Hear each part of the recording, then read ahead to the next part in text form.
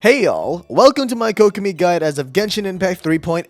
Kokomi is a fantastic Hydro applicator and healer that excels at doing it for extended amounts of time. Kokomi may have gotten an ugly reputation at first due to only applying Hydro and healing, never minding the negative 95% base crit rate. But a whole year later, as well as the introduction of Dendro, have pushed her to being a very solid character. So in this guide, I'll be covering everything you need to know about Kokomi. Without further ado, let's just jump into it.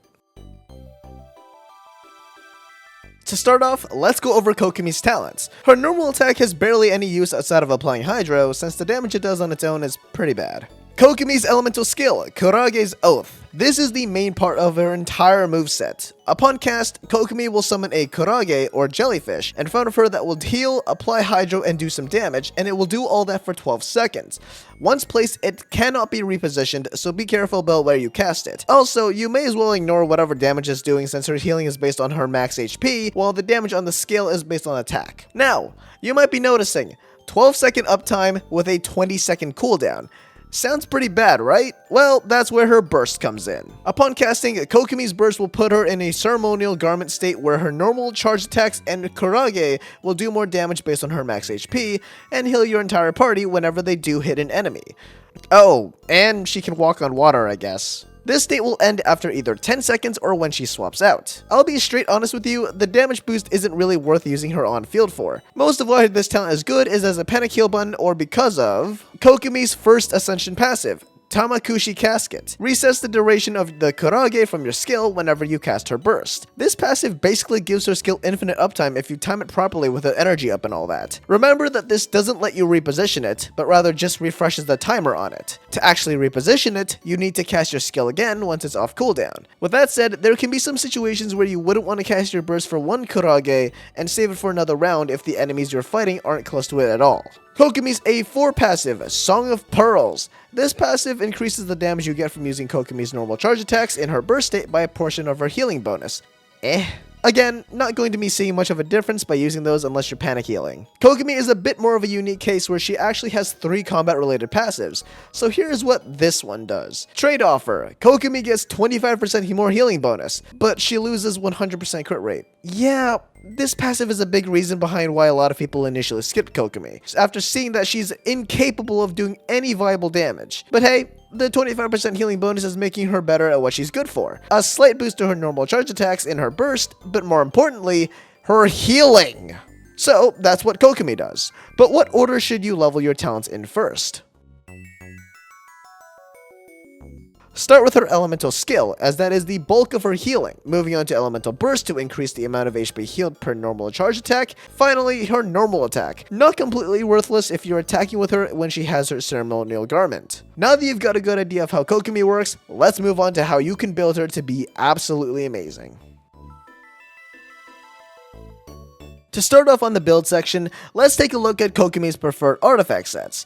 Kokomi's sets are sort of dependent on what teams you're slotting her into, which I'll get into when we get into the team section. But for now, let's lay out her preferred options. 4-set Tenacity, 4-set Ocean-Hued Clam, 4-set Deepwood Memories, 4-set Gilded Dreams, and finally 4-set Flowers of Paradise Lost. 4-set Tenacity will be her overall best set, and especially so if you're only using her off-field. It gives a nice attack and shield strength buff for 3 seconds when your Kurage hits enemies, the duration of which can be extended through her burst. The shield strength buff can mostly be ignored since Kokomi is already a healer, but it can be nice to have when you have a shield character. The 4-set Ocean-Hued Clam is not worth the resin unless you've got Geo characters to build. However, should you want to put it on her, she can easily max out the 4-set effect due to her insane healing, dealing about 27,000 damage every 3.5 seconds. The last 3 sets, Deepwood, Gilded, and Paradise Lost, are all sets to help her in Dendro-related teams. Deepwood is a little more broad since it reduces the Dendro and resistance of enemies. You only need one character to hold the set on the team, but if you have no one else that wants it, Kokomi can hold it just fine. But Gilded and Paradise Lost are only good for Kokomi in Nilou Bloom. Disclaimer, if you're using her in Bloom, the biggest damage upgrade is to level her to 91st. Gilded gives the wielder more EM, and Paradise Lost buffs the damage done by Bloom-related reactions. And although Paradise Lost is technically better than Gilded, it's by such a small amount that it's not worth farming for, since Gilded is also paired with Deepwood.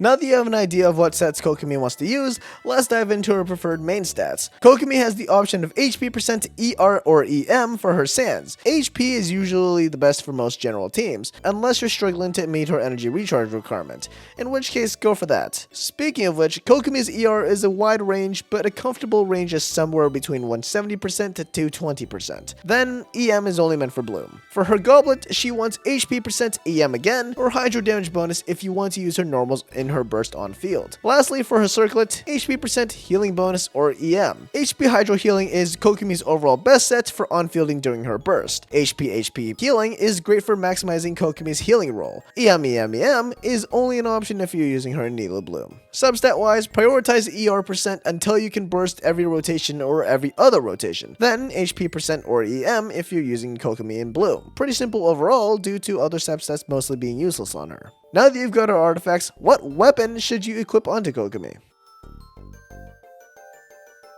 Kokomi's weapon options are also really simple. For regular builds, your cheapest and overall best options are the craftable Prototype Amber and the thrilling Tales of Dragon Slayers. Not kidding on that last one. Not only does it have an HP percent substat, but it also gives a 48% attack buff to the next character you switch into, which is just under half of the character's base attack just tacked onto them. Especially powerful if Kokomi is holding the Tenacity 4-piece set. Prototype Amber is also a really nice and cheap option, regenerating energy for the wielder and extra healing for the entire party over a short period of time. Now, I know what you might be thinking, what about her signature weapon, the Everlasting Moonglow? While that is technically her general build's best weapon, it's not worth pulling for at all. Comparing the jump between the Prototype and Thrilling Tales to Everlasting Moonglow, it's a jump for sure, but not a big one. Same thing can be said about Baiju's signature weapon, the Jadefall Splendor. In terms of other weapons, we've got the Hakushin Ring, the Inazuma craftable Catalyst. It can be good in Taser, but it's not doing a whole lot otherwise. Now let's go over weapons you can use for Kokomi on a Bloom team. Since Bloom primarily relies on EM to get the most damage, Sacrificial Fragments and 1,000 Floating Dreams will be your best options. Both give a sizable amount of EM, with Sacrificial letting you reset and reposition where you place her Kurage as well. That's about it for good weapons on Kokomi. What other upgrades can you get her? Oh right, Constellations exist! No, God! No, God, please, no! No! No! No! No, seriously. No! Kokomi is already a solid character at Constellation 0, so there's nothing to gain from her constellations. But you know what? Just so you can see your money go down the drain, let's go through them. C1 sends out a fish that does a flat 30% of Kokomi's max HP as hydro damage when she uses her third normal attack while in her burst state. Small damage buff, but it is an extra instance of hydro application, so there is some merit there. C2 buffs Kokomi's healing bonus when healing characters under 50% HP. Completely pointless. She heals way more than enough at C0. There is no need for this constellation whatsoever. C3 and 5 increase burst and skill talents by 3 levels respectively. With C4, while Kokomi is in her burst, C4 gives a buff to Kokomi's attack speed and regenerates energy every time she hits an enemy with a normal attack. Very small upgrade that can be made up by building more energy recharge. Alright, so what does Kokomi C6 do? The penultimate constellation. While in her ceremonial garment, Kokomi gets a 40% hydro damage bonus when her normal or charged attacks heal characters with 80% or more HP. This constellation can make her a decent on-fielder in her burst state, with the effect being really easy to activate thanks to how much Kokomi heals. Is it by any means worth it? No, but if you wanted her burst for normal charged attacks to do something, this'll do it.